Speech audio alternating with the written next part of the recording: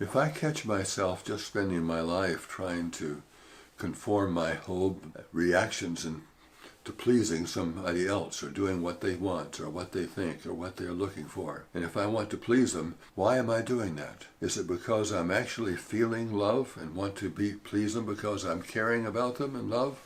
Or is it because I'm trying to get something from them? I'm trying to please them so then I can get a loving response. I can get loving interest from them, loving behaviors. And most of us, it falls into that category.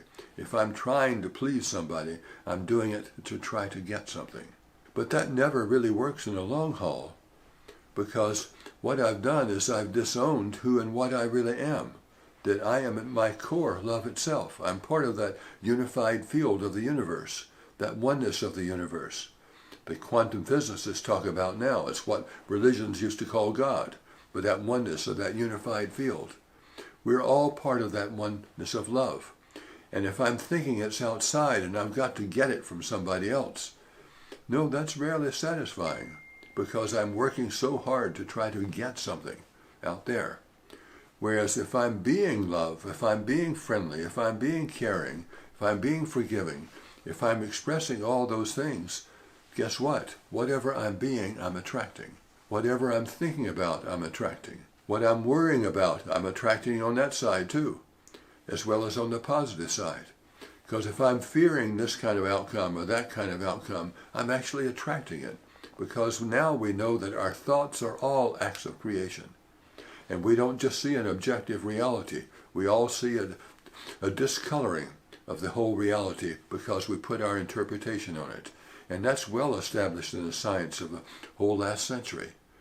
There's just an optical illusion. We're separate. And I'm putting my meaning on everything I see.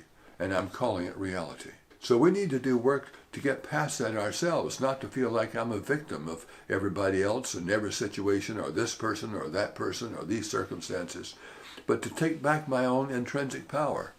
And that's not encouraged in our society so much.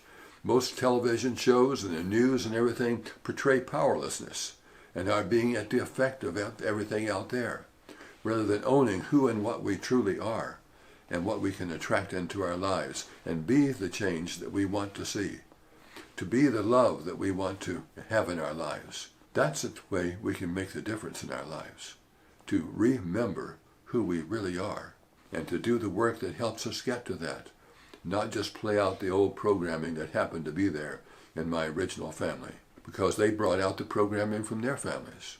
In fact, even in the ancient Jewish Bible, it says, "And the sins of the father shall be visited to the third and fourth generation." Somebody 3 or 4 centuries ago was smart enough to see how we just pass things on to our children. And we have things passed on to us. Some we want to keep and some we don't. Well, that's the good news about a lot of the newer forms of therapy. We can identify the beliefs and traumas that we don't want to keep that happened to us before. There are new tools we can use now to deactivate those. And there are tools we can do to install new software, so to speak, a new belief system, a new way of thinking. So we're attracting different things into our world and making our relationships therefore different, or our business successes or failures different.